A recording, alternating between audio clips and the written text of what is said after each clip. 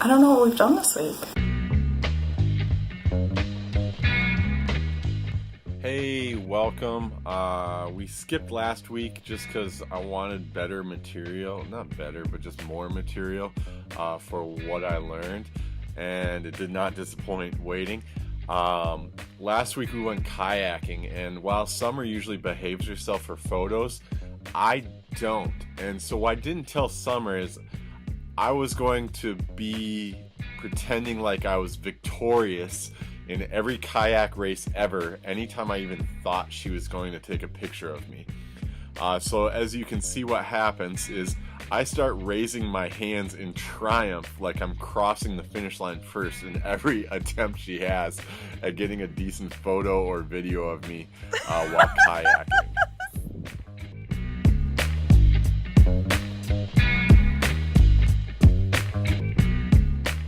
What else happened? This past week, what else I learned was drilling is for keeps, and your spouse will judge you based off your performance. So we put on knobs and pulls into the cabinets and drawers in the kitchen, and there's no such anxiety as the anxiety you feel right as you're about to drill into your cabinetry. Oh my gosh, guys. Oh, he's drilling a hole!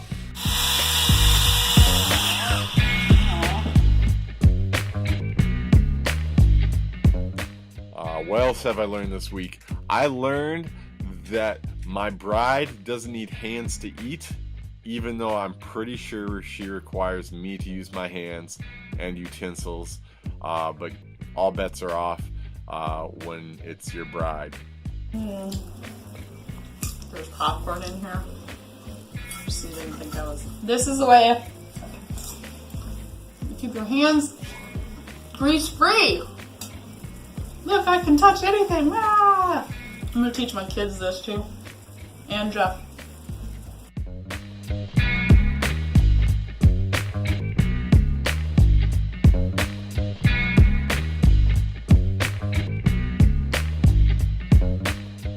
I learned that my wife is super competitive at Wii. Is this a third time on a 10? I wish I could bowl like this in real life.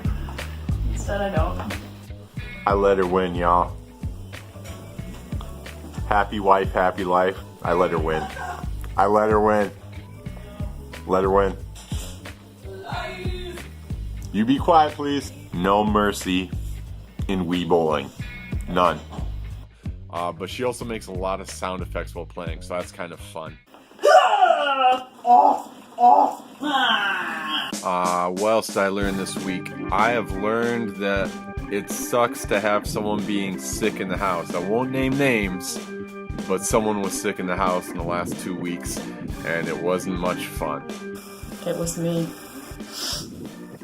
I don't even like me when I'm sick. That's an idea right there of how terrible it is when you can't breathe out of your right nostril.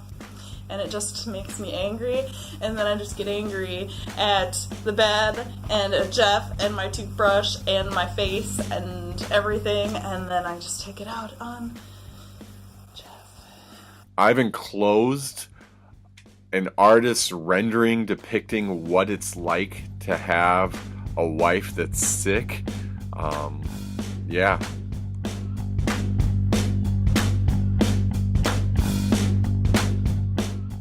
I tried to do all sorts of things to serve her and love her, but sometimes those things would work one moment and then they decidedly would not work the next. And then just in case they'd work again, I'd try them again, and then they'd definitely not work again. So I just kind of let her be sick, let her heal up, and then let her ask if she wanted my help, not just assuming that I should help just because I saw it. Sometimes it was best just to let her ask. So I learned sometimes I can't fix things, but sometimes I can be helpful when asked.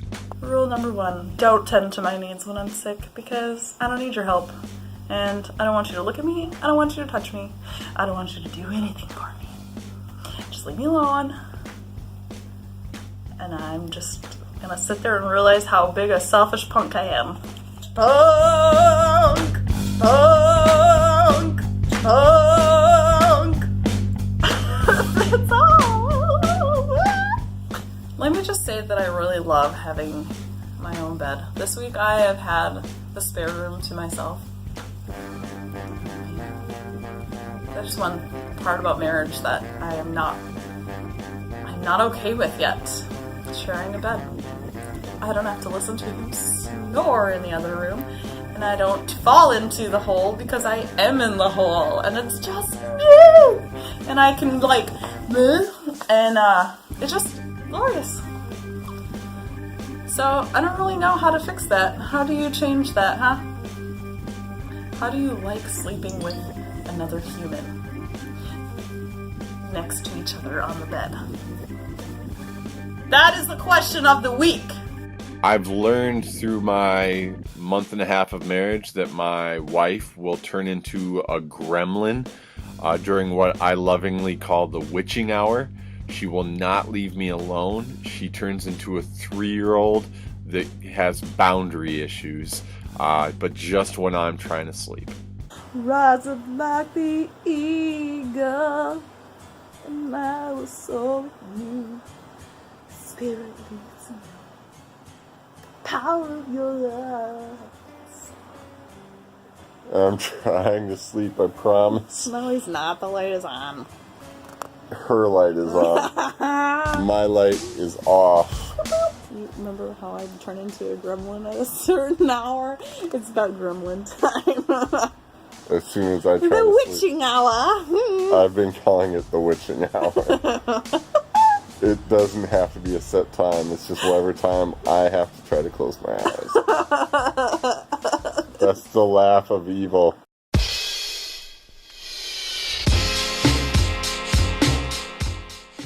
So this week we went bed shopping because our mattresses, both of the ones we have in our main bedroom and our guest bedroom, were used, and we wanted something that would last and get us better sleep so that we would feel better throughout our days. So we went shopping, and I did my best to document it, and it was hilarious. We are trying on mattresses.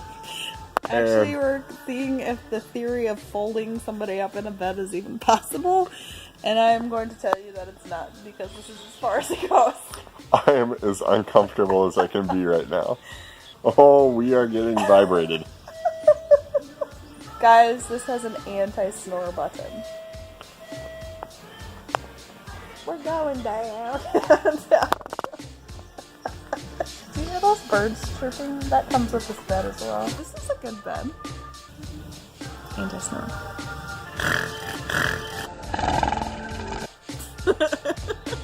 Man, the things you prioritize in your life, man, I just want to be healthier so I can be a better husband and not feel sore and have that impact my mood and stuff like that. And then I also want to have summer be more rested at night.